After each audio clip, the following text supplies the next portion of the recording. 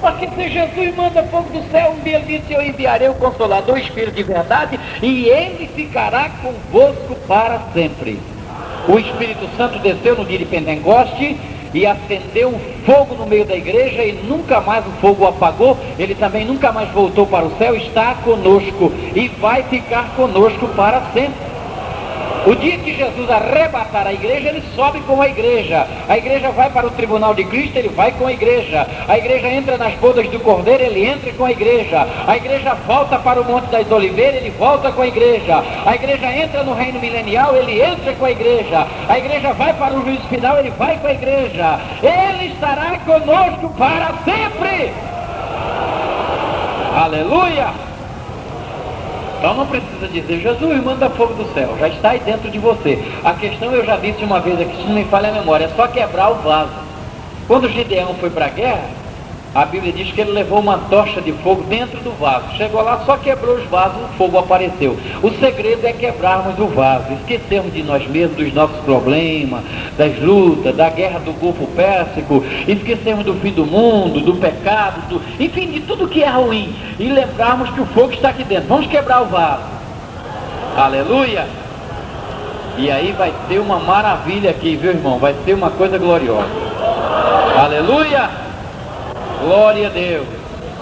Se você está doente, é só se apossar do milagre, porque a Bíblia diz que o Senhor já tomou sobre si as nossas enfermidades. Se Jesus já tomou, elas não estão mais em nós, já estão nele. Então é só glorificarmos o seu nome. Os nossos pecados já foram perdoados, não precisa nem pedir perdão mais, é só dar glórias a Jesus, porque Jesus já levou também os nossos pecados na cruz do Calvário. Aleluia! Glória a Deus. Então vamos naquele clima maravilhoso espiritual, dar glórias a Jesus. Amém, irmão? Não fique parado, diga alguma coisa. Se você não está sentindo nada, glórias a Jesus. Se está sentindo, glórias a Jesus. Se tem dinheiro no bolso, glórias a Jesus. Se não tem como eu, glórias a Jesus. Não tem problema. Aleluia! Se o pregador é bom, glória a Jesus. Se o pregador é ruim, Jesus não tem culpa dele não saber pregar. Glória a Jesus. Ele tem que ser louvado e adorado aqui nessa noite. Oh, aleluia! Você já sabe, eu só prego para crente mesmo. O pastor Célio até falou de fazer trabalho ao ar livre. Eu gosto, prego, só que eu gosto mesmo é da igreja. Quando eu estou no templo, eu me sinto assim mais à vontade. Deus chama cada um e coloca para fazer um trabalho. Há pessoas que só gostam de pregar no ar livre, como o pastor Edecaso Takayama. Ele só gosta de conferência, só na praça. Eu já me sinto bem na igreja, porque um dia Jesus me chamou e disse para mim: vai pregar para a minha igreja. Parece até meio assim, meio paradoxo, mas é uma realidade. Ele chama uns para pregar, evangelizar, outros, como no caso do Pedro, o Paulo, né? A princípio Jesus mandou o Pedro pregar para o gentio, mas Jesus viu que não dava muito certo, porque o Pedro era meio judeu, assim, gostava muito da lei de Moisés. Aí disse: o jeito é levantar outro. Aí trouxe o Pedro de volta lá para apacentar a igreja em Samaria, dirigir a igreja lá na Judéia, e levantou Paulo. E aí mandou Paulo lá para o meio do gentio. E o Paulo se sentia bem. Ele chegava num lugar, o pessoal não comia carne de porco, ele também não comia. Se comia, ele também comia. Se trabalhava no sábado, ele trabalhava. Se não trabalhava, ele também não trabalhava. Era um homem maleável, e Deus precisava exatamente de um homem como Paulo. Oh, aleluia! Glória a Deus! Então Deus chama cada um e coloca para fazer determinados trabalhos que nós não compreendemos. Eu espero que nessa noite a mensagem não só alcance o coração dos irmãos, mas também alcance o coração dos nossos amigos que vieram aqui para ouvir a palavra de Deus. Amém? Às vezes nós tentamos especificar a mensagem, tentamos caracterizar a mensagem, mas o Espírito Santo é que sabe a necessidade da igreja. Às vezes nós queremos preparar sermão, esse tipo de sermão aqui, ele vai alcançar os nossos amigos, mas Deus é que sabe a mensagem que ele vai usar. Falamos bonito, etc. E às vezes ninguém aceita. Não sei se eu já contei para os senhores uma certa feita que passei por aqui, de um pastor que recebeu uma pessoa muito nobre na sua igreja. Era uma pessoa muito culta, muito inteligente, e então ele preparou o sermão que era exatamente para alcançar a vida daquela pessoa. Botou o vice-presidente para dirigir o culto e disse para o vice-presidente: não me dá oportunidade para qualquer um não, eu sou pregador. O senhor canta os hinos, lê a Bíblia e passa logo para mim, porque o doutor fulano de tal vai estar aí para assistir o culto e ele precisa ser salvo nessa noite. E o vice-presidente fez como o pastor mandou, mas na hora de fazer a leitura, ele chamou o irmãozinho para fazer a leitura. Um irmãozinho humildezinho que sabia ler assim, bem pouco, mas que era crente. E o pastor falou, meu Deus do céu, logo esse irmão. E o irmão veio lá apavorado, não sabia nem aonde ler, abriu lá em 1 Crônicas. E começou a ler na genealogia, onde fulano gerou fulano, Bertano gerou ciclano, ciclano gerou fulano, e foi lendo. Leu um capítulo todinho, aquela genealogia assim bem longa, cansativa que tem lá no livro de Crônica, mas é a palavra de Deus, irmão. É a palavra de Deus. E aí o pastor pregou o sermão bonito, fez o apelo, o doutor se entregou para Jesus, veio chorando e tal, eu quero ser crente. Logo na saída o pastor falou, eu gostaria de saber qual foi a parte da mensagem que mais tocou no seu coração. Ele falou, não foi a mensagem não, pastor, foi aquela leitura que aquele senhor fez aí, porque ele leu o nome de todo mundo, mas não leu o meu, e eu quero meu nome também nesse livro aí. Aleluia! Então Deus usa as coisas simples para confundir as coisas fortes, porque Ele sabe a necessidade de cada um. Oh, aleluia! E nesta noite Ele vai falar aos nossos corações através da sua palavra, como Ele quiser falar. Não somente vocês precisam exaltar o seu nome, e na medida em que nós nos exaltarmos o seu nome, Ele vai liberando o poder do seu Espírito. Aleluia! Vamos ler a Bíblia Sagrada. Na carta de Paulo aos Filipenses, capítulo 2, versículo 3. Na carta de Paulo aos Filipenses, capítulo 2, versículo 3.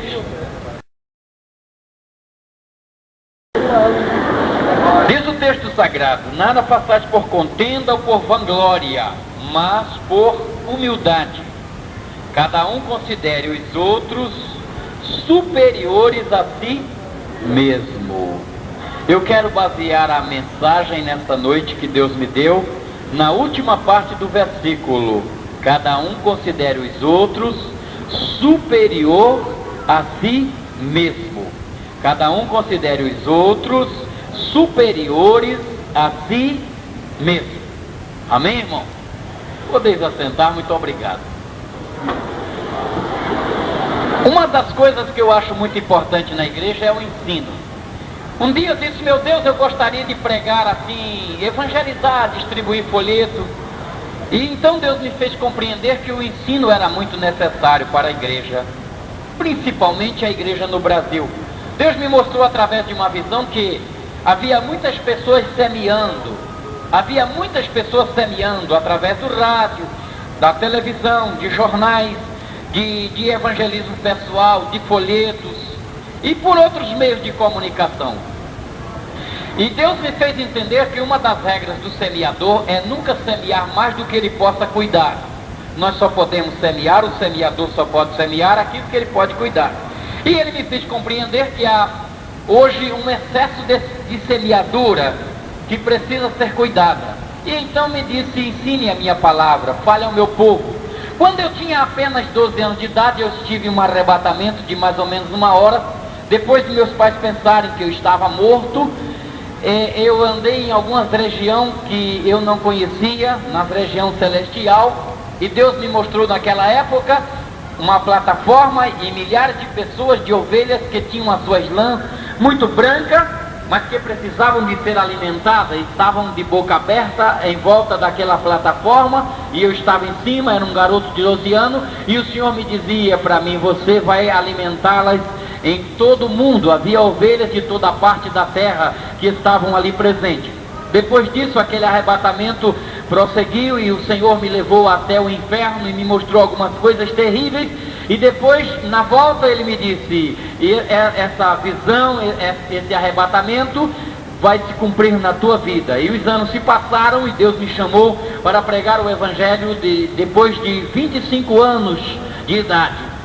E eu sinto a necessidade de transmitir para o povo de Deus uma mensagem de avivamento, uma mensagem de estímulo, uma mensagem de fé. Eu disse que ultimamente não estou pregando mais o inferno, não, porque o povo já está vivendo o inferno. Eu prefiro hoje mostrar-lhe o céu. Eu sei que o inferno é real, a Bíblia fala dele, ele existe, muita gente vai para lá, mas Jesus me ensinou uma lição. Se eu posso mandar para o céu, por que ficar mandando para o inferno? É muito melhor mandar para o céu. Então eu estou só mandando para o céu ultimamente, e porque nós estamos vivendo dias difíceis, e é tão gostoso falar de coisas boas, de coisas maravilhosas. O povo precisa ouvir coisas boas.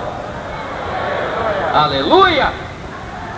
Meus queridos irmãos, cada um considere os outros superiores a si mesmo. Outro dia eu estava lendo a Bíblia e de repente o Espírito Santo prendeu a minha atenção a esse texto. Eu já teria lido esse texto muitas outras vezes, mas esta vez foi especial. De repente me preocupei. Por que considerar os outros superior a nós mesmos? Por que considerar os outros, outras pessoas, superior a mim? E eu fiquei, Senhor, me ajude a compreender esta palavra. E eu então especifiquei algumas razões porque devemos considerar os irmãos superior a nós mesmos. Considerar as outras pessoas superior à nossa pessoa. E eu gostaria de enfatizar nesta noite a primeira razão porque devemos considerar os outros superior a nós mesmos. A primeira razão é porque é um mandamento bíblico. Está escrito aqui em Filipenses 2:3. Cada um considere os outros superiores a si mesmo.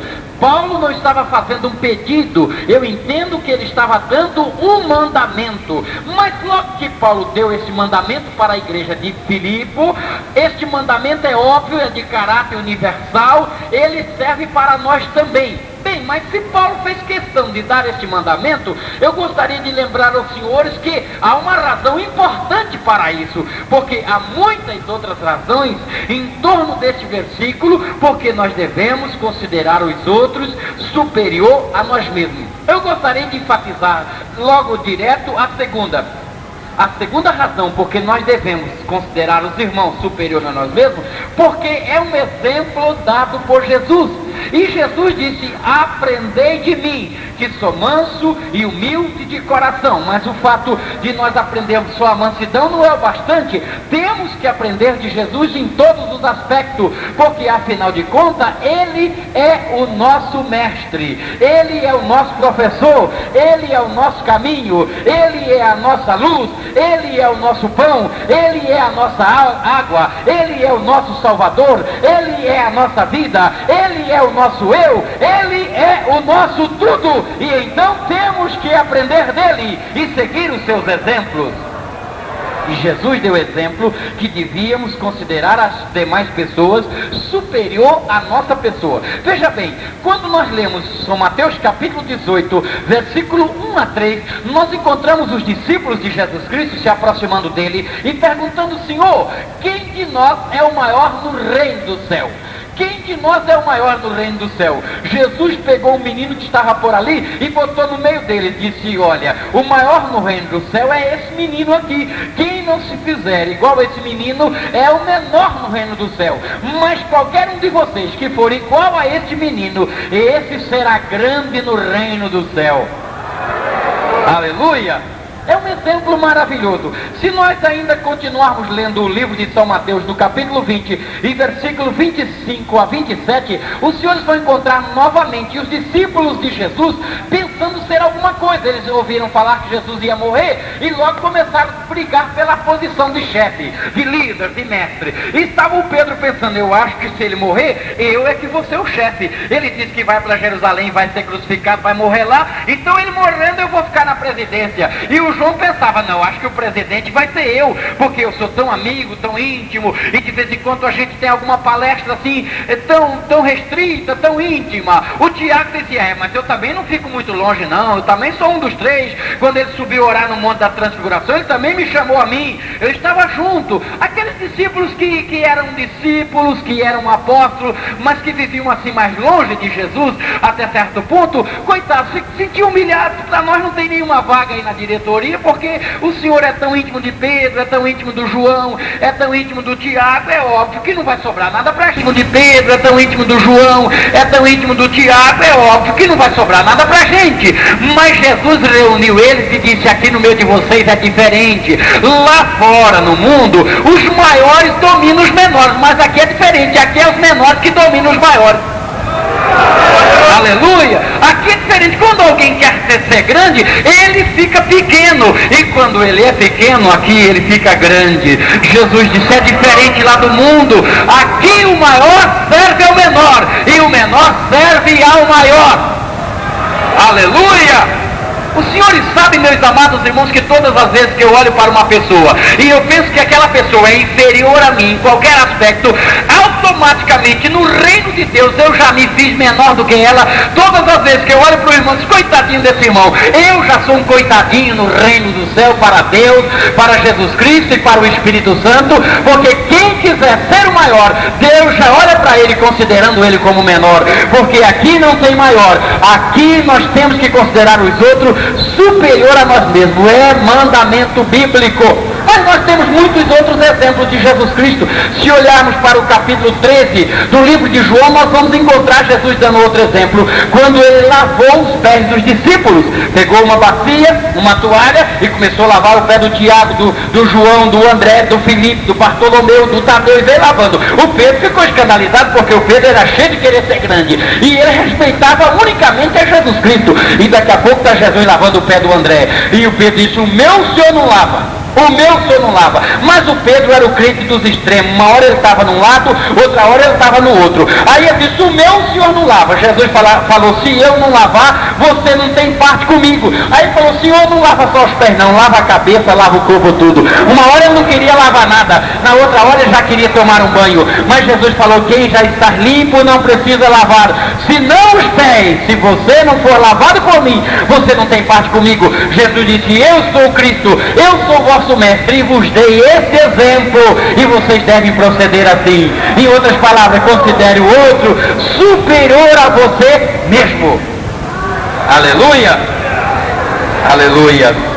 Terceira razão por que nós devemos considerar os irmãos superior a nós mesmos: porque a luta pela igualdade não provém de Deus, é uma filosofia diabólica, mas a doutrina bíblica é considerar o irmão superior a nós mesmos. Vejam bem, se os senhores lerem o capítulo 3 do livro de Gênesis, o versículo de número 5, os senhores vão encontrar essa filosofia satânica implantada no coração de Eva. A Bíblia diz que Satanás apareceu para Eva e disse: se você comer dessa árvore, você não vai morrer como Deus falou, mas os teus olhos vão ser abertos e você vai ficar igual a Deus. E a Eva comeu e acabou cometendo o maior erro de toda a história da humanidade. Regrediu, perdeu a sua condição espiritual, porque essa é uma filosofia satânica. Ele criou essa filosofia quando morava ainda no Éden mineral, lá na terra original. Está escrito no livro de Isaías, capítulo 14, versículo 14 ao versículo 15. Ele disse: eu subirei nas mais altas nuvens e serei semelhante ao Altíssimo.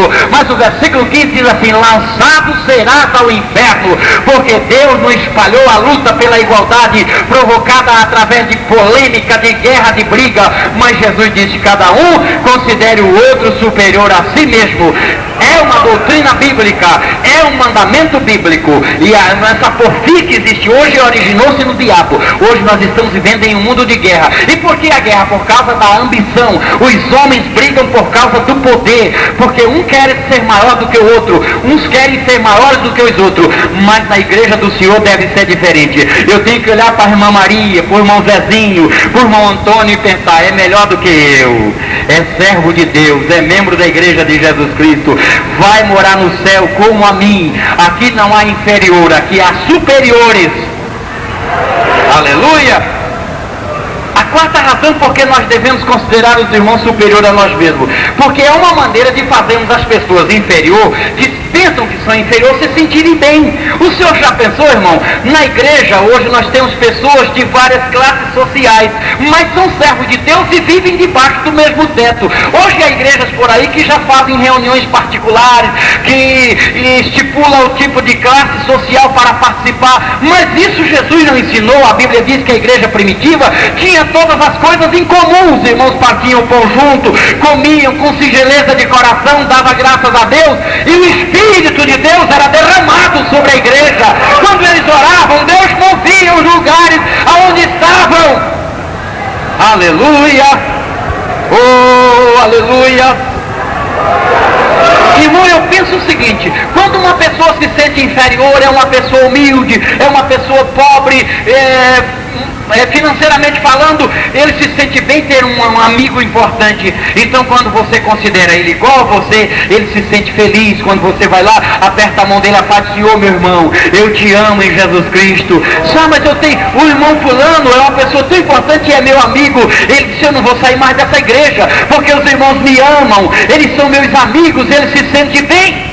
E toda vez que você despreza alguém, esse alguém fica triste. Isso fere muito, dói demais quando nós desprezamos alguém ou quando somos desprezados. Eu tenho provas evidentes disso porque tenho experiência própria. No começo do meu ministério e até hoje, eu passei por algumas coisas que me marcaram a minha vida, que me magoaram, pessoas que olhavam com desprezo, e isso dói demais. Às vezes nos leva a chorar diante de Deus, a pedir a graça. Eu me lembro que uma das primeiras vezes que eu vim ao estado do Pará, eu fui pregar na cidade de Belém, e ao chegar no aeroporto me receberam, era uma festa de mocidade.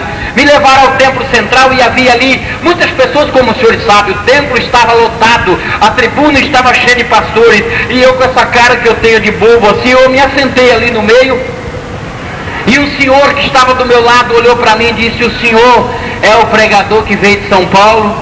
Eu cocei a cabeça assim e disse: irmão, parece que sou eu mesmo.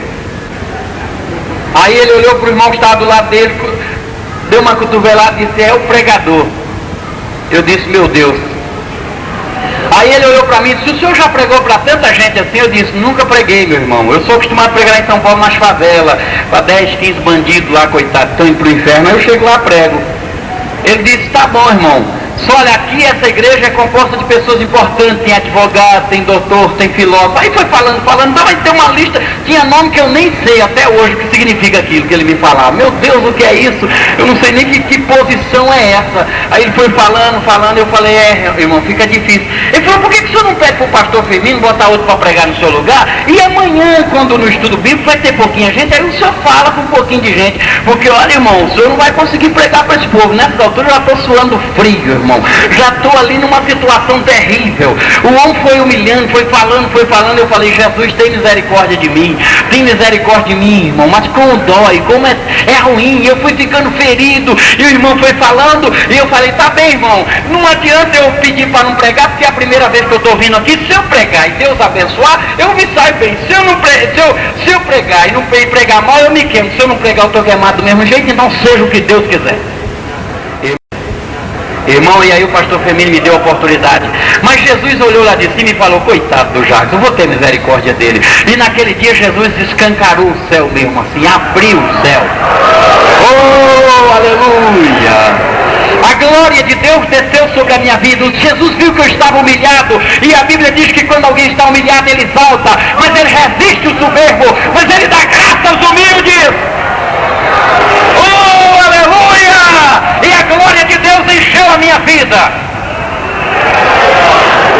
Quando eu acabei de pregar, ele veio me abraçando: ô pastor, aonde o senhor está hospedado? Estou aí na casa do irmão fulano. Se o senhor não tiver carro, eu levo o senhor lá. Você não precisa do seu carro, irmão. Isso é hipocrisia. Porque a Bíblia diz: considere o outro superior a si mesmo. Não importa quem que ele seja, não importa quem ele é. O senhor só está me oferecendo carona porque Deus me usou. Se ele não tivesse me usado, eu dormia na rua. Então não precisa do seu carro, não, irmão. Deus vai continuar cuidando de mim. Não, pastor, mas eu quero ser seu amigo. O senhor me desculpa. Mas, meus amados irmãos, a Bíblia não ensina assim. Não importa quem seja a pessoa, quem seja o indivíduo, mas você tem que apertar a mão dele e dizer: meu irmão, eu estou feliz, eu te amo, você é servo de Deus, sem saber quem é.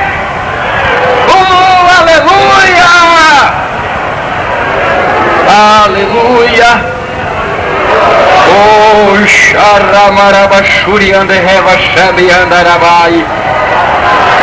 Eu preguei numa igreja, irmão, no interior aqui do estado do Pará.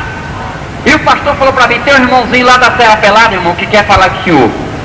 Aí eu disse, tá bem, irmão, manda ele lá no hotel para conversar comigo. O irmãozinho chegou lá, ficou 2 horas, eu cansado, irmão. Sabe desse irmão que quando nunca prega e quando vê a gente começa a pregar pra gente? Ele citava texto que não tem nem no livro de São Cipriano, mas ele citava, eu dizia, é isso mesmo, irmão, aleluia. Irmão, ele 2 horas ali, mas abraçou, chorou. Aí outro dia encontrei o pastor, como é que tá o irmãozinho? Fala, irmão, é a primeira pessoa a orar pro senhor. Quando ele dobra o joelho na igreja, o primeiro nome que ele fala, abençoa o pastor Jadson, porque ele ficou me escutando aquele dia, me abraçou, é meu amigo, aleluia. Isso é uma satisfação, é uma alegria, irmão. É isso aí, você pode fazer isso. Esse dom está em nós. É tão bom proporcionarmos alegria para as outras pessoas, sermos úteis para o reino de Deus. É tão simples, um gesto, um aperto de mão, um sorriso, um abraço, uma palavra, uma oração, aleluia, um café junto, um almoço, é coisa de Deus.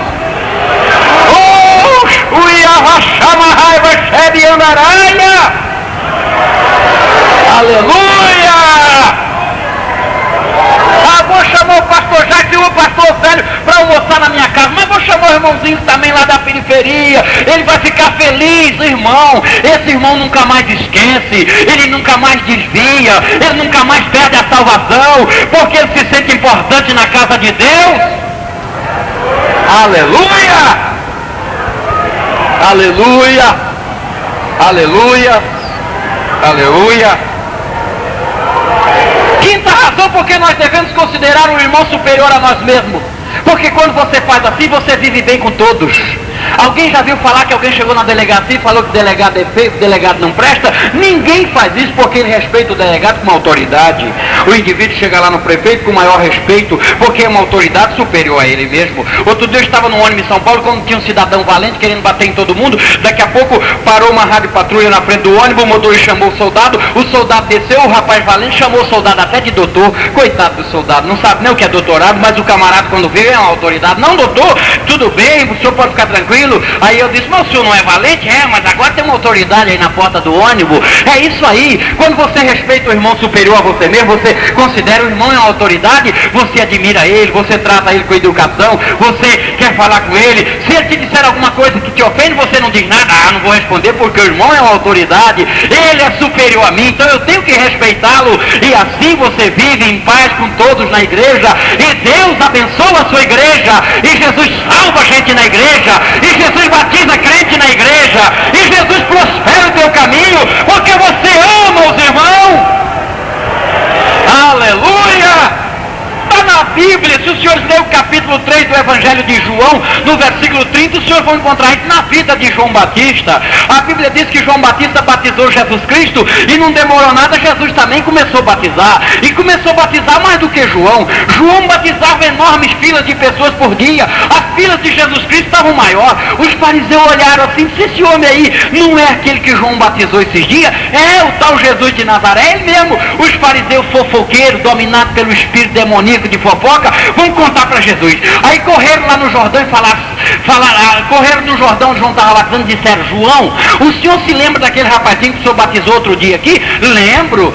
Olha, ele está batizando mais gente do que o senhor, está batizando multidão. O senhor batizou ele, agora ele já está batizando gente. Aí João olhou para os fofoqueiros, todo mundo esperando que João ia ficar nervoso, ele não pode batizar, que negócio é esse? O João disse, convém que ele cresça e que eu diminua. Aleluia! Convém que ele cresça e que eu diminua. Oh, aleluia, aleluia, aleluia. Agora os senhores vejam bem, irmão, a humildade de Jesus. E a Bíblia diz em um outro capítulo que o problema aumentou tanto que Jesus falou, não quero criar problema para o João. Os fariseus ficaram fazendo tanta fofoca, ele está batizando, Jesus largou a Judéia e foi batizar bem longe. O João é um homem humilde, eu não vou criar problema, vou batizar em outro lugar. Jesus foi batizar em outro lugar para não atrapalhar João batizando, porque Jesus tinha aprendido com o Pai. Ele disse, eu vim fazer a vontade do Pai, e a vontade do Pai é essa, cada um considere o outro superior a si mesmo. Oh, aleluia! Jesus podia dizer, o João é que para de batizar, se quiser eu não vou parar não. Mas Jesus falou, não, eu vou mudar de lugar, vou batizar bem longe. Oh, aleluia. Então você consegue viver em paz, irmãos, com todos, e Deus abençoa. Sexta razão porque você precisa considerar o irmão superior a você mesmo. Sexta e última da minha mensagem nessa noite.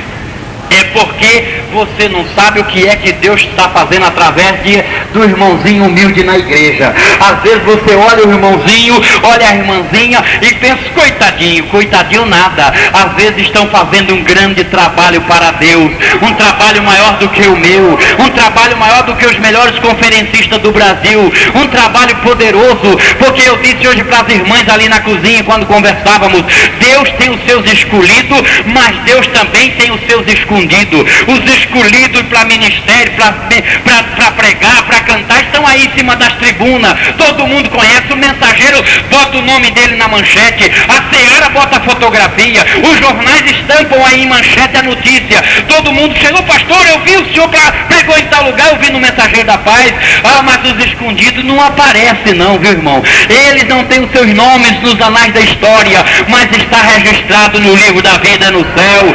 O dia que chegar no tribunal de Cristo, eles vão ser recompensados, porque Deus escreve tudo. Oh, aleluia! Eu quero dar um exemplo da minha vida. Hoje quase todo mundo no Brasil conhece o pastor Jackson Rodrigues, mas não conhece a minha mãe, uma senhora já idosa, com quase 60 anos, que está uma hora dessa lá em casa, simplesinha, humildezinha, mas se eu estou aqui, glórias a Deus e a ela, que durante longos anos chorava nas madrugadas, quando eu chegava drogado, pelas madrugadas eu cansei de chegar 4 horas da manhã, 5 horas, lá estava a minha mãe ajoelhada em noite de vigília, dizendo, Jesus, salve o meu filho, salve o Jackson, proteja ele onde estiver agora, guarde ele. Eu chegava lá, estava ela chorando. O Espírito Santo me convenceu do pecado, da justiça, do juízo, do inferno, das trevas, me trouxe para a igreja. A minha mãe continua orando, ela ora até hoje. Eu já estou com 34 anos de idade, mas quando chego em casa, depois de longa temporada de viagem, a minha mãe fala, mas menino, por onde tu é homem de fé? Porque Noé é um homem justiceiro, mas ninguém fala na mulher dele. E a mulher de Noé, irmão, e a velha de Noé, uma crente tão humilde que quando Moisés foi escrever o nome dela, ela falou, não, eu não quero meu nome aí, não quero que ninguém saiba. Deus sabe o que é que eu fiz para ajudar o meu esposo a construir a arca. Aí Deus ficou tão preocupado com a mulher de Noé que Deus faz questão de citar, referenciar a ela várias vezes na Bíblia. Faz uma arca para ti e a tua mulher. Entra na arca tu e a tua mulher. Ela não quer dar o nome, mas bote ela na arca. Saia da arca tu e a tua mulher. E Noé saiu da arca, ele e a sua mulher. Aleluia! Oh, glória! Era uma anônima, era uma escondida de Deus. Os senhores já pensaram? 120 anos o velho Noé fazendo a arca e a mulher ali do lado dele. Ela entrou na arca e saiu da arca. Ele saiu da arca e encheu logo a cara de vinho e se desviou. Mas a mulher dele não conta na Bíblia que ela bebeu, não. Ela tinha mais temor do que ele. Ficou ali, aleluia. O Noé está o erro dele, mas a mulher dele não. A Bíblia não diz nada sobre ela. Ela era a crente que Deus precisava, escondida, mas ali do lado de Noé. 120 anos, pastor, já pensou nisso? O Noé larga tudo e começa a fazer um barco lá no meio da terra seca, numa época que ninguém nunca tinha visto chuva, como ele dizia que vinha. Aí começa, alguém chega, o Noé está caducanado. O Noé, meu esposo, ele teme a Deus, Deus falou com ele mesmo. Mas a senhora não larga esse homem porque ele abandonou tudo, não trabalha mais, só fazendo essa... Não largo não, ele sabe o que está fazendo, Deus chamou ele. 10 anos, Noé fazendo a arca, nada de chuva. 20 anos, Noé fazendo a arca. 30 anos, lá na escalada da noite, na cama, ele e a velha dele, minha velha, 30 anos de trabalho, mas Deus vai mandar o dilúvio. Não, Noé, pode continuar, eu estou do seu lado, vai mandar mesmo, se ele te falou, ele vai mandar. Aleluia, 50 anos, 70 anos, 80 anos, 90 anos, 100 anos, 110 anos, 120 anos, a velha estava lá. Vamos entrar na arca, Noé. Está terminando aí, meu velho? Estou terminando. Eu quero entrar contigo na arca. Oh, aleluia. Uma escondida de Deus, mas que Deus a amava. Aleluia. Então, irmão, você não sabe o que é que Deus está fazendo através do irmão, da irmãzinha que está aí na igreja, porque Deus tem os escolhidos, mas tem os escondidos também. Tem muita gente escondida aí, fazendo um grande trabalho para Deus. Eu quero dar um exemplo de um homem na Bíblia que eu chamo o homem de um talento só. O nome dele é André. A Bíblia só fala 3 vezes no nome de André, com exceção das listas apostólicas. 3 vezes nas listas apostólicas, Deus fala no nome de André. Jesus falou no nome de André. Mas, referindo-se a ele diretamente, a Bíblia só fala 3 vezes. Mas era o homem de um talento só. O homem que trazia almas para o reino de Deus. Veja bem, irmão. Quem é que não conhece o Pedro? Quem é que já não viu falar no apóstolo Pedro? Todo mundo já ouviu. Quem é que já não ouviu um pregador pregar sobre o grande apóstolo Pedro?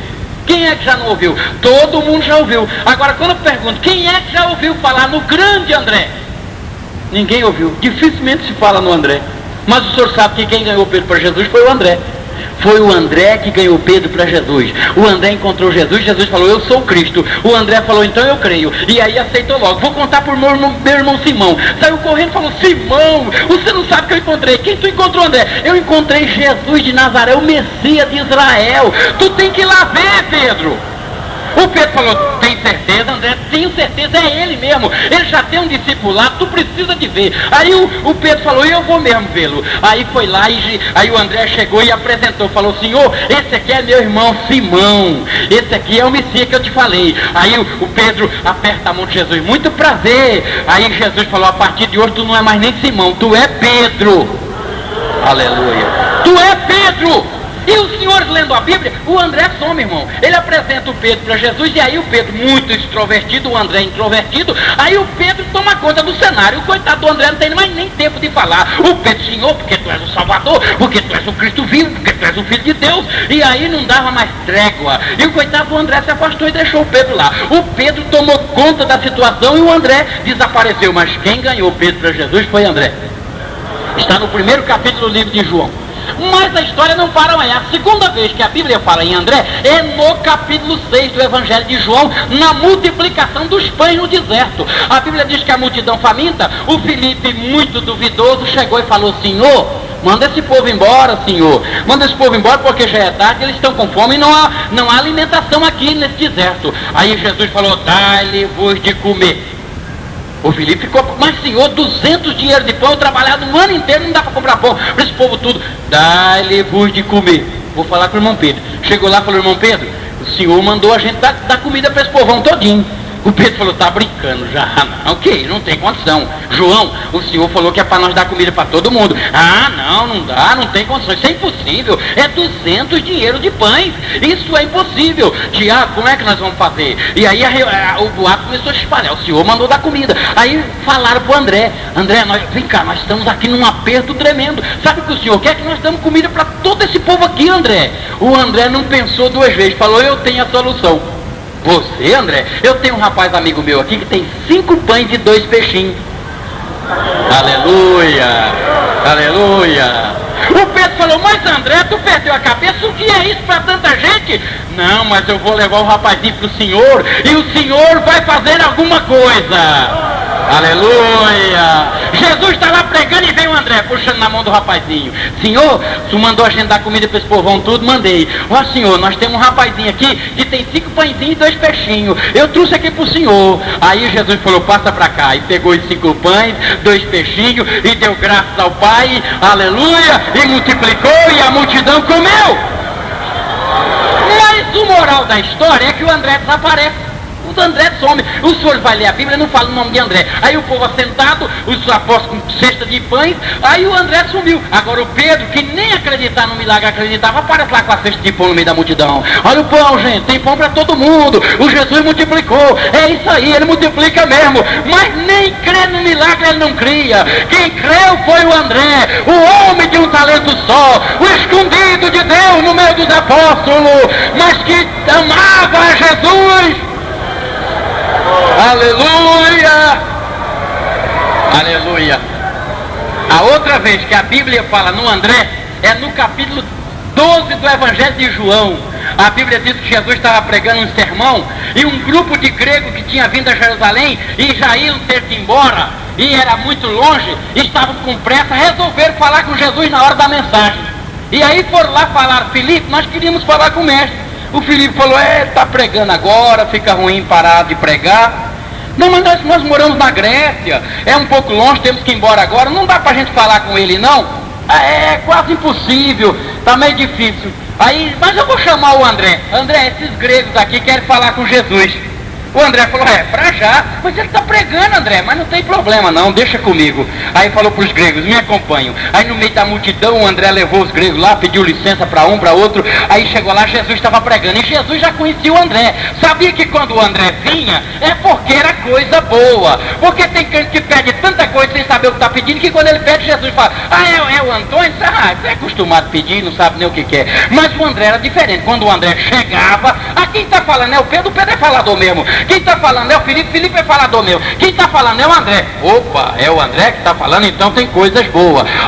Aí falou para os gregos, me acompanham. Aí no meio da multidão, o André levou os gregos lá, pediu licença para um, para outro. Aí chegou lá, Jesus estava pregando, e Jesus já conhecia o André. Sabia que quando o André vinha, é porque era coisa boa. Porque tem crente que pede tanta coisa sem saber o que está pedindo, que quando ele pede, Jesus fala, é o Antônio? Você é acostumado a pedir, não sabe nem o que quer. Mas o André era diferente, quando o André chegava, quem está falando é o Pedro é falador mesmo. Quem está falando é o Felipe é falador meu. Quem está falando é o André. Opa, é o André que está falando, então tem coisas boas. Aí Jesus está pregando, o André chegou e bateu no ombro de Jesus, Senhor, eu preciso falar. Aí Jesus parou a mensagem na hora. O que tu quer, André? Eu estou trazendo uns gregos aqui, eles querem falar com o Senhor. Jesus pediu licença para a multidão, se eu vou atender os gregos aqui que o André está trazendo. É um ganhador de alma para o meu reino. Aí disse para os gregos, o que é que vocês querem? Começou a pregar ali para os gregos, e a Bíblia diz que Deus aprovou tanto o trabalho de André, que um anjo do céu falou com Jesus naquela hora, e os gregos ouviram a voz de Jesus Cristo, a voz de Jeová. E a Bíblia diz que quando Paulo chegou na Grécia, já tinha grego dando glórias a Jesus Cristo de Nazaré, porque o André levou eles para Jesus Cristo. Oh, aleluia! Aleluia! Irmão, você não sabe o que é que Deus pode fazer através do irmão na igreja. Às vezes tu pensa que ele não é ninguém, que ele não é nada, mas Deus está realizando um trabalho poderoso através da sua vida, um trabalho escondido. Oh, aleluia! Ninguém na igreja é inútil, viu, irmão? Tem gente que olha para os outros e pensa que ele é inútil aqui na igreja. Gente inútil não fica aqui. Jesus falou, a vara em mim que não dá fruto, corta, limpa, aqui dá mais fruto. Aqui só fica gente que produz fruto. Aleluia! O camarada pode ser ruim como for, se está aqui dentro é porque ele serve para Deus. Um dia, quando eu era pastor de igreja, o irmão chegou para mim e falou, pastor, tem que excluir aquela irmã, ela é fofoqueira, só vive contando fofoca, e nós temos que excluir. Aí eu falei, mas por que excluir, irmão? Porque é fofoqueira, irmão, ela leva tudo que não presta daqui da igreja e conta aí, ela tem que cortar. Aí eu levei ele até o púlpito da igreja, tinha um vaso bonito como esse. Eu falei, irmão, aqui em Timóteo está escrito que na casa de Deus há muitos vasos, vaso de ouro, vaso de prata, vaso de barro e vaso de madeira. Uns são para honra e outros são para desonra, mas todos estão debaixo do mesmo teto e todos têm um valor. Aí eu levei ele e falei, olha, irmão, é o seguinte, esse vaso aqui é bonito, olha, as irmãs botaram flores aqui, o senhor viu que vaso lindo? Ele falou, esse vaso é lindo. Eu disse, esse vaso é o senhor, vamos fazer de conta que esse vaso somos nós dois. Aí ele disse, tá muito bem. Eu levei ele no banheiro da igreja, eu disse, agora o senhor me pega esse vaso aqui do banheiro, de botar lixo, e o senhor joga ele fora e pega aquele das flores, põe as flores nele e trago das flores e põe aqui. Ele falou, não, pastor, mas botava lixo num vaso tão bonito desse? Eu disse, mas é isso que o senhor está querendo fazer, irmão. Essa irmãzinha é um vasinho, agora é um vaso de lixo, mas tem que ficar aqui que é para jogar os lixos. Aí pega todo o lixo, em vez de jogar em mim, no senhor que é um vaso de honra, ela pega os lixos, a fofoca e leva embora. Mas é vaso, serve para alguma coisa, então deixa por enquanto aí, enquanto servir pelo menos para lixo, porque ninguém fica na casa de Deus sem servir para nada. Todos têm o seu valor, pode ser para honra ou para desonra, mas que serve, serve, e Jesus ama a todos. Aleluia!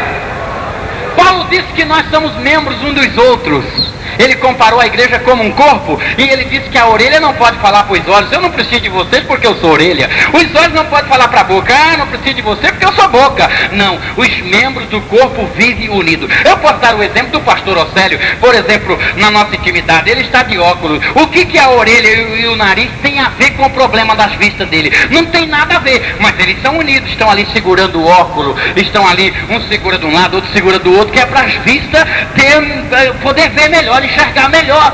Mas o que a orelha e o nariz do irmão Douglas tem a ver com o problema das vistas? Mas não reclamam, estão ali segurando esse peso. Tem pessoas que os óculos estão pesados que o nariz chega a ficar achatado, mas não reclamam, porque são membros e querem ajudar um ao outro. É isso mesmo que Paulo quis dizer à igreja. Não importa quem você seja, quem você é membro do corpo de Cristo.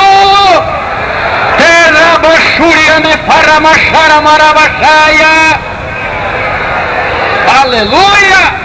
Nós temos um dedo no pé chamado dedo minguinho, bem pequenininho lá dentro do sapato. Ninguém dá valor nesse dedinho. Todo mundo vai sair, limpa bem as unhas, corta as unhas da mão, porque elas estão visíveis. Mas o dedinho, o camarada não dá muita importância para ele. Está lá dentro do sapato, ninguém vê. Mas corta o dedo para você ver como vai ser difícil para tu andar, a dor que tu vai sentir. Irmão, ele é membro do teu corpo. Tem pessoas na igreja que não serve para nada, é um coitadinho, mas corte ele do corpo para tu ver o preço que vai pagar, porque é membro do corpo de Jesus Cristo, e é ele que sente a dor. Ele tem o valor, não despreze, porque ele pertence a essa igreja. Ame a ele, considere ele melhor que você.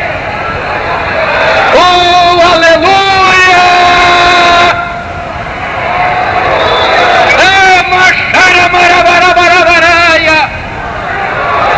Aleluia! Eu ouvi uma vez o testemunho do pastor João de Oliveira, de saudosa memória. Eu não sei se o pastor Sérgio chegou a conhecer, mas ele contou-nos uma vez numa reunião de pastores que ele tinha um irmão na igreja dele que não prestava para nada. Era muito valente, brigava, batia, só vivia disciplinado, porque era muito brigão. E um dia brigou lá na rua e o pastor disse que disciplinou ele da igreja. Disciplinou por muito tempo, falou: fica muito tempo em disciplina porque tu não tem jeito não. Aí quando um dia o pastor João disse que tinha que levar a ter numa fazenda muito longe, e tinha chovido muito, ele meio doente, procurou os presbíteros, diáconos da igreja, ninguém podia ir. Aí ele está lá conversando com a esposa: meu Deus, o que é que eu vou fazer ir sozinho? Eram uns 10 quilômetros, daqui a pouco chegou o irmão Valente. Chegou lá: ô pastor, pai do senhor, pai do senhor. O senhor parece estar preocupado, pastor? Não, é porque eu tenho que ir numa fazenda levar a ceia, é muito longe, não encontrei ninguém para ir comigo. Ele disse: eu vou com o senhor. Aí o pastor João falou: meu Deus, não, eu vou com o senhor, não deixa o senhor sozinho não, pastor. Nós vamos, mas eu vou a pé, irmão, eu vou também a pé, não tem problema, nós vamos junto. E o pastor falou: meu Deus, o pessoal vão ver eu andando na rua, que esse homem valente, vão dizer: ó, o pastor da igreja já está andando com aquele brabo lá. Mas o homem falou: não, sozinho o senhor não vai, eu vou contigo. Nós vamos juntos. E aí caminharam uns 8 quilômetros no interior. Quando chegaram num lugar, tinha um barranco muito alto de um lado e de outro, e uma poça de lama enorme. Aí o pastor João de Oliveira falou: meu Deus, olha irmão, como nós vamos passar? Não dá para subir de um lado nem do outro, temos que passar dentro da poça. Aí o pastor foi tirar o sapato, ele falou: não irmão, o senhor não vai tirar o sapato não vai pisar na lama. Mas irmão, o que o senhor vai fazer? O senhor vai montar aqui nas minhas costas e eu vou atravessar o senhor na lama, porque eu não presto para nada mesmo, eu não vou nem tomar ceia, eu posso sujar os pés, agora o senhor não pode sujar os pés. Aleluia! Aí o pastor montou nas costas do irmão, e o irmão saiu por dentro da lama, e ele disse: irmão, não é qualquer crente cheio do Espírito Santo que faz isso não. Aí eu descobri que aquele irmão tinha um valor, carregar o pastor nas costas para passar as poças de lama. Todo mundo tem o seu valor na igreja, você não sabe disso, mas Deus sabe, o Espírito Santo sabe, Jesus Cristo sabe, e por isso você tem que considerá-lo. Aleluia! Agora escute, só para concluir. Na igreja tem os pobres humildes que Jesus usa, mas também tem as pessoas importantes, tem os colarinhos brancos de Jesus, tem os magnatas. Esses magnatas também tem que ser considerados na igreja, porque só porque a gente é pobre, fica olhando para o outro assim meio torto, isso aí não vai para o céu, é engano, irmão. Jesus também escolheu o Pedrinho, pescadorzinho analfabeto, escolheu o coitado do irmão André, mas também escolheu gente grande. Ele chamou gente importante para o seu ministério, e eu quero vos dar o exemplo disso na igreja primitiva. Dois homens da igreja primitiva.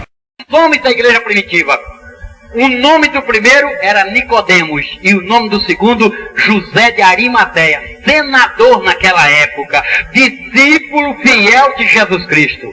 Aleluia! Aleluia!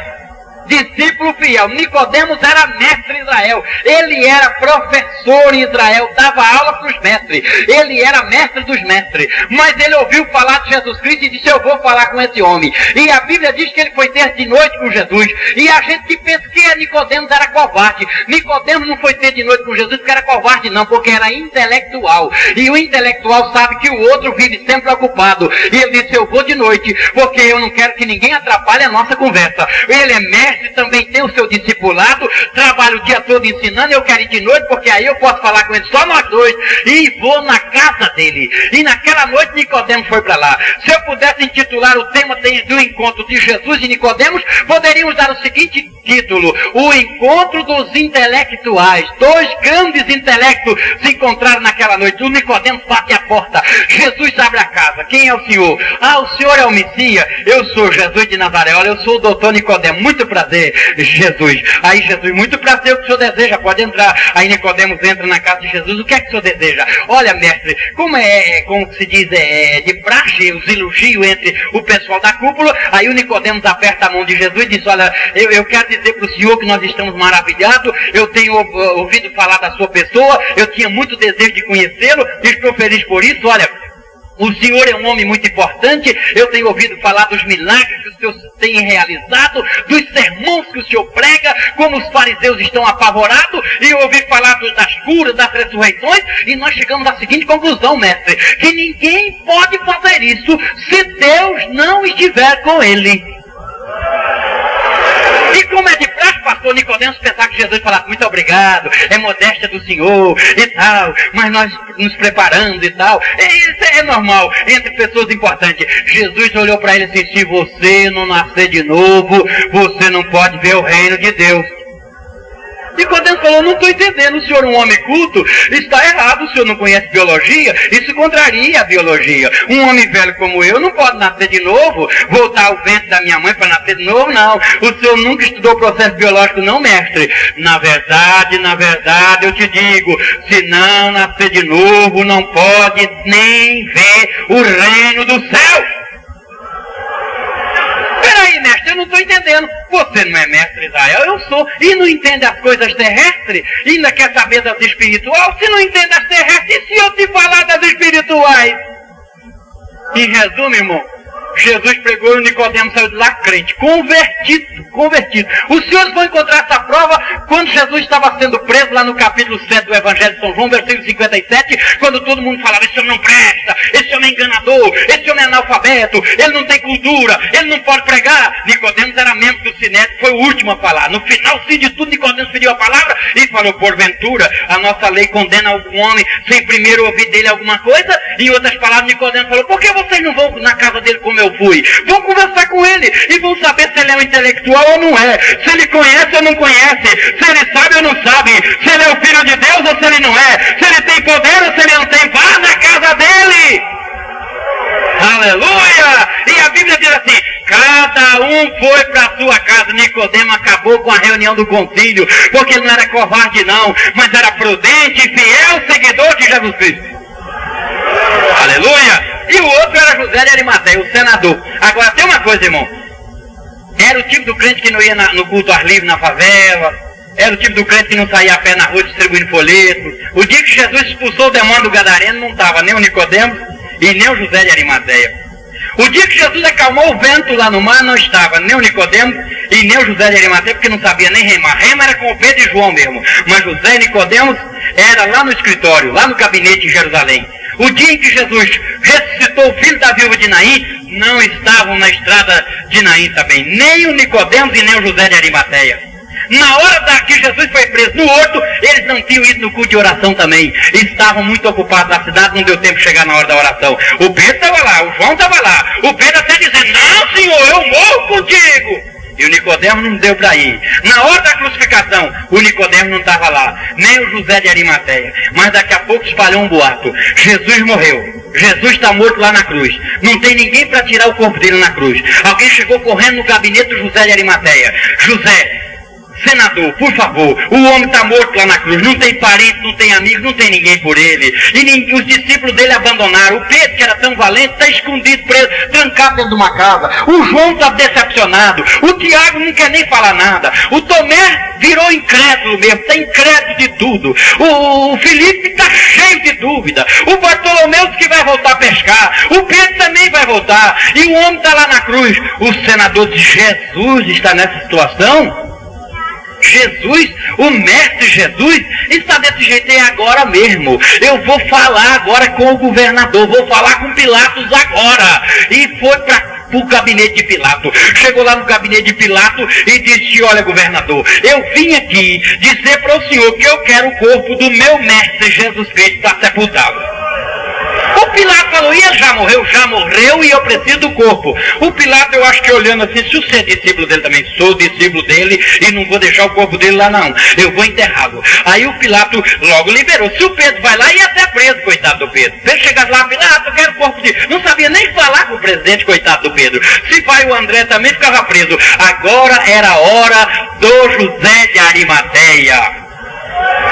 Aleluia! Alguém falou: mas tu vai dar o corpo desse enganador? Quem está pedindo é o senador José de Arimateia, e não posso negá-lo. Um pedido porque ele é uma pessoa importante para o meu movimento político. Afinal, era a época de eleição, e José de Arimateia é influente na política em Jerusalém. E aí o Pilato liberou o corpo, e daqui a pouco, quando José de Arimateia vai saindo para ir na cruz tirar, vem o Nicodemos apavorado. Aonde tu está indo, senador José? Eu estou indo tirar o corpo do nosso mestre da cruz, eu também vou contigo. E o Nicodemos foi com José de Arimateia, os soldados com ele, soldado romano. Chegaram lá no Calvário, os soldados foram no primeiro preso e quebraram as pernas do ladrão. Foram no da direita e quebraram as pernas do ladrão. Quando foi tirar Jesus Cristo, José de Arimateia falou: não quebre um osso dele, tire ele com carinho, com muito amor, porque é meu mestre. Se vocês fizerem qualquer coisa com raiva, com ódio, eu boto vocês na rua, tu perde a farda. Os soldados tiraram Jesus com carinho. A Bíblia diz: não quebrou um osso para as escrituras se cumprir. Tiraram com carinho. Também, irmão?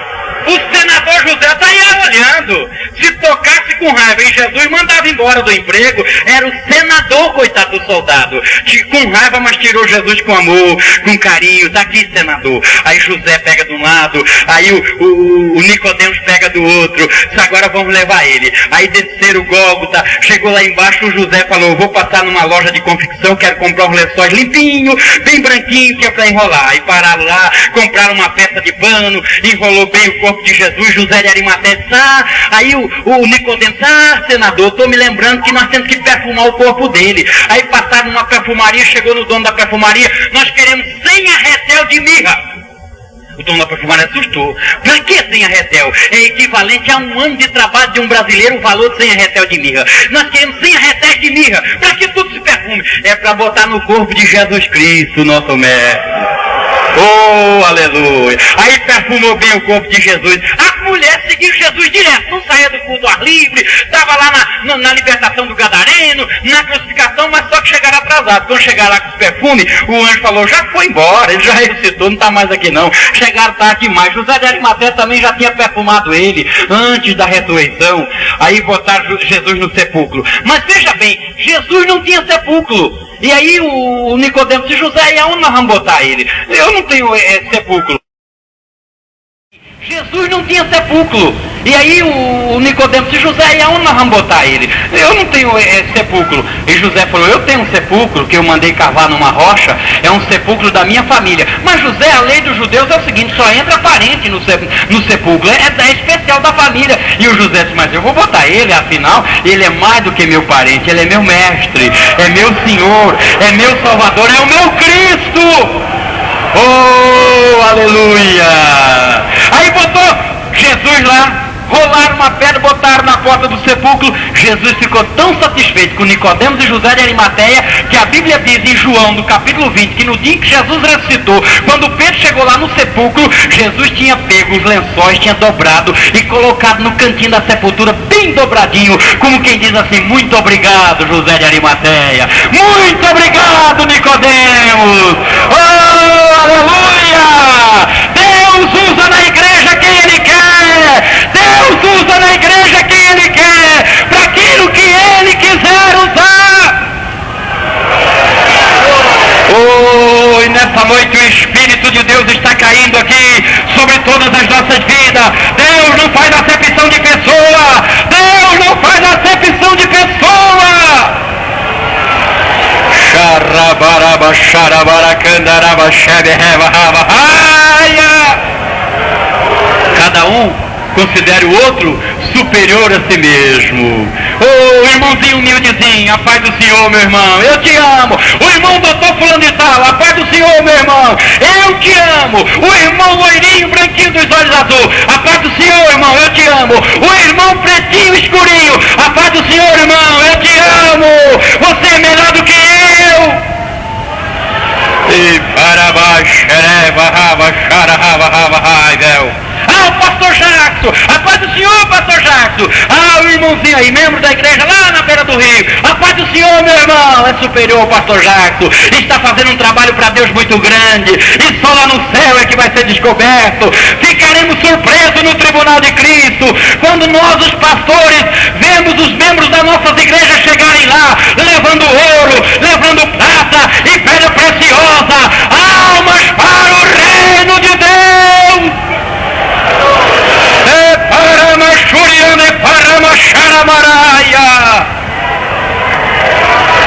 Deixa a glória de Deus entrar no teu coração. Deixa a glória de Deus encher a tua vida. Deixa o Espírito Santo te dominar, porque só através do Espírito Santo nós temos possibilidade de fazermos isto. Só por meio de um quebrantamento espiritual nós deixamos o nosso eu, o nosso orgulho, o nosso egoísmo cair por terra. Só por meio de um avivamento espiritual é que nós podemos considerar os outros melhores do que nós. Só pelo poder de Deus. Aleluia. Ivanavai Shemerebia Sarabacandaramahawahai. Oh, aleluia! Vamos ficar em pé agora, irmãos, em nome de Jesus, por favor. Xaraba, xarabaraba, xaramahaiva, shemerebe, rebe, raiva, aleluia! Aleluia! Os senhores querem ver como o Espírito Santo gosta disso, irmão? Deus gosta quando a gente pode olhar no outro, pode amar o outro. Deus gosta. Aleluia. Jesus libera o poder.